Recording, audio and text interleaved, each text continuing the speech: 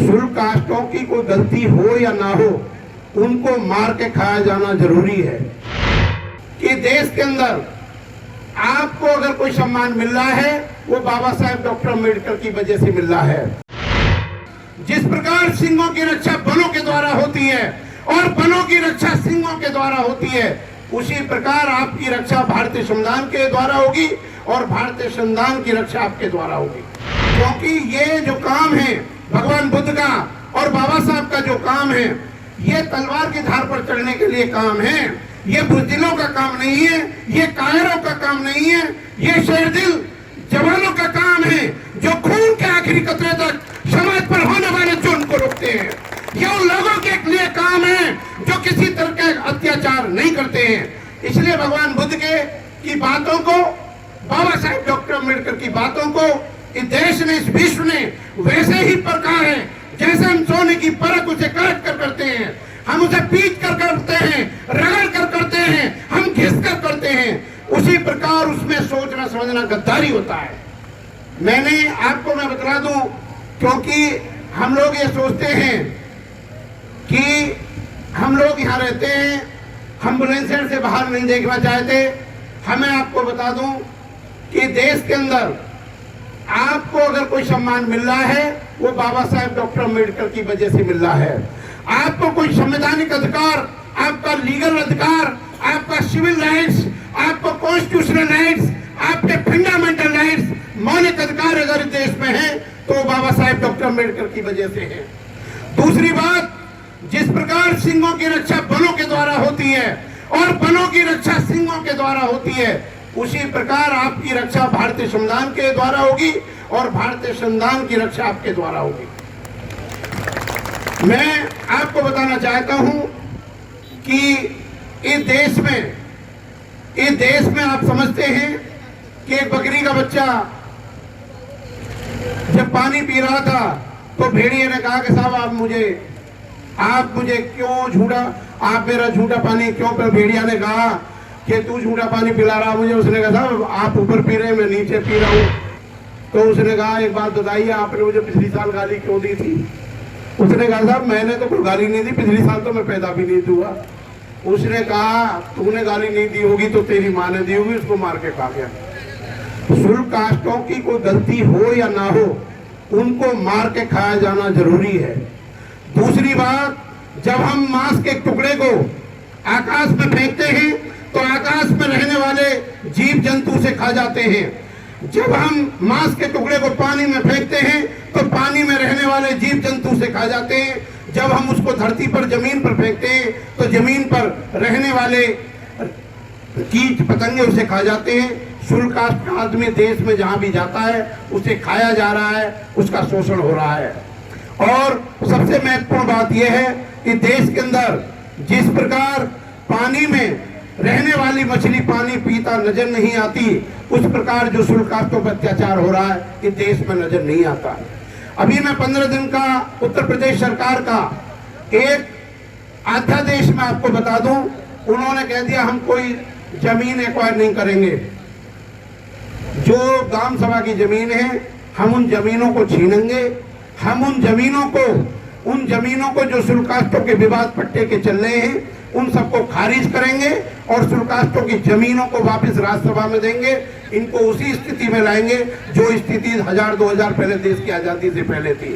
सभी DM SDM को आदेश दिया गया है कि कोई भी पट्टे की जमीन का कोई भी मजिस्ट्रेट जज कोई ऑर्डर पास ना करे, इनको हराएं, इनको भूमिहीन बनाएं, इनको फोर्सलेस बनाएं, इनको बेसलेस बनाएं, इनको पेनीलेस बनाएं, इनको लैंडलेस बनाएं, इनको मोहताज कर दें। आप देख रहे हैं कि आज देश की जुडिशरी का भी जातिवाद के कारण बैठा हुआ व्यक्ति पहले जो न्याय मांगने आता है उसके पहले उसकी जाति जानना चाहता है। मैं आपको 45 साल से पहले बता दूं कि क्योंकि मैं 42-45 साल से इस क्षेत्र में मैं जमीनी रूप से संघर्ष कर रहा हूं। 45 साल पहले की घटना, 80 से पहले की बता दूं, जब भी कोई थाने में चमार जाति का शुल्क कास्ट का जाटअप रिपोर्ट लिखवाने जाता था, पहले उसे पीटा जाता था कि तू यहाँ रिपोर्ट लिखवाने क्यों आया है। ये बात उस जमाने की है जब कंवर सेन जी यहाँ पर इंचार्ज आए जो एसएचओ नहीं थे, उमाशंकर एसएचओ थे, राजेंद्र सिंह जो हमारे बुलंदशहर के छतारी के थे। हमने कहा है भाई ये कहाँ की न्याय बात है, हम उन दिनों जेएनयू में पढ़ते थे, रशियन लैंग्वेज पढ़ते थे, जेएनयू के स्टूडेंट थे। हमने कहा जुल्म एक आदमी थाने में न्याय मांगने को आए और आप उसको भेजो, आपके सिपाही पीटे, कहाँ से बात है। फिर उन्होंने कहा कमर सेन जी ने कि अगर ये सुल्कास्तों को पीटे जो जात और बामन आ रहे हैं उन्हें मैं पीटूंगा जूते से। उन्होंने जूते से पीटना लगा। जब इस थाने के अंदर ये बात खत्म हुई कि सुल्कास्तों को पीटा नहीं जाएगा।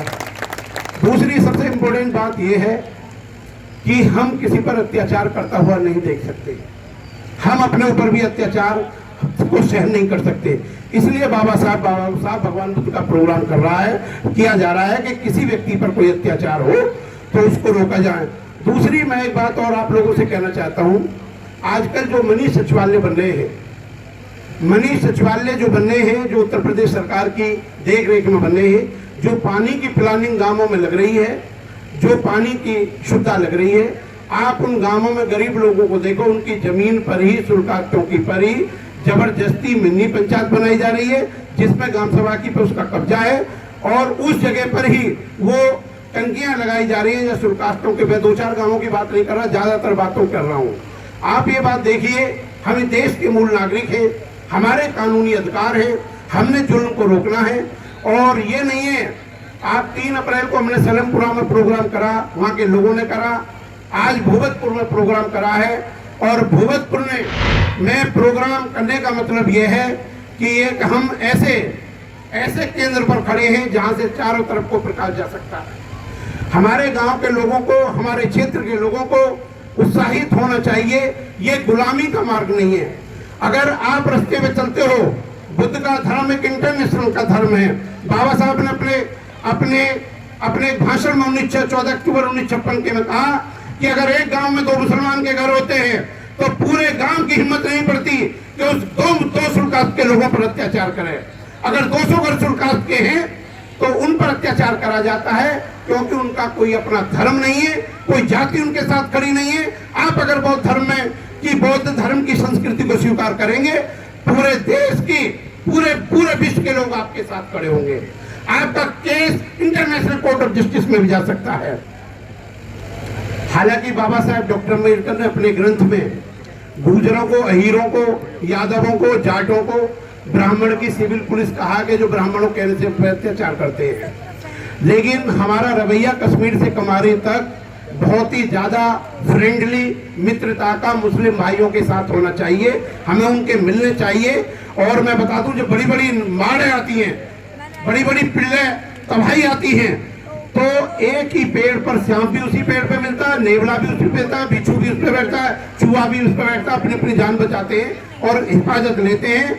तो मैं एक बात ये कहूंगा कि जुल्मों का बीज हम बोने नहीं देंगे, अपने भारत को आग हम लगने नहीं देंगे। ए वतन, तेरी खुशियों की कसम, तेरे दामन पे दाग हम लगने नहीं देंगे।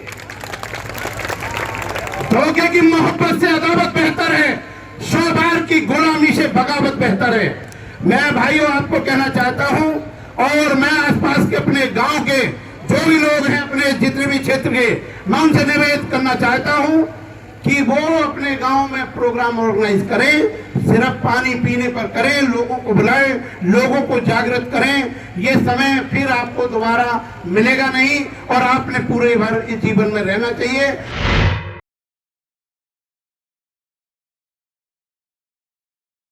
अगर आपने अभी तक हमारा चैनल सब्सक्राइब नहीं किया है तो सब्सक्राइब करें और घंटी का बटन बिल्कुल भी दबाना ना भूलें, ताकि सभी लेटेस्ट खबरें पहुंच सकें आप पे सबसे पहले।